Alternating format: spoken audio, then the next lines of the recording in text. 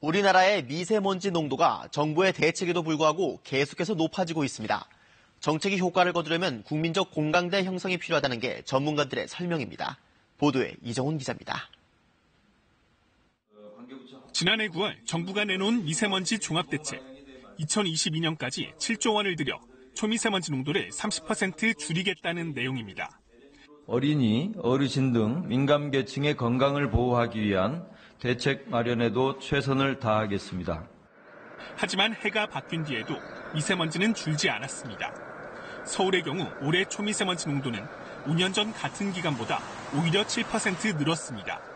그러다 보니 미세먼지를 줄이기 위해 세금을 더 내겠다는 국민은 절반 정도에 불과했습니다.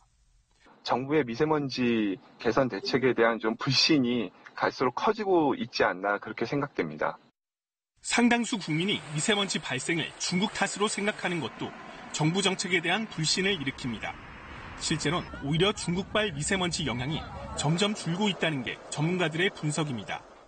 지난해까지 4년간 중국 산둥성의 미세먼지는 46%, 중국의 영향이 큰 백령도와 일본 규슈 지역은 20% 안팎 줄었습니다.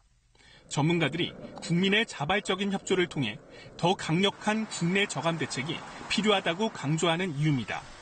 배출량이 굉장히 다양해지고 그다음에 우리 국민 생활이랑 밀접하게 연관된 부분에서 일어나기 때문에 이런 국민들 전체가 좀 협조하고 같이 실천을 해야만 줄일 수가 있습니다. 2000년대 초 현재의 서울과 미세먼지 농도가 비슷했던 일본 도쿄는 경유차 억제 등 자체 노력으로 미세먼지를 절반 수준까지 줄였습니다. KBS 뉴스 이정훈입니다.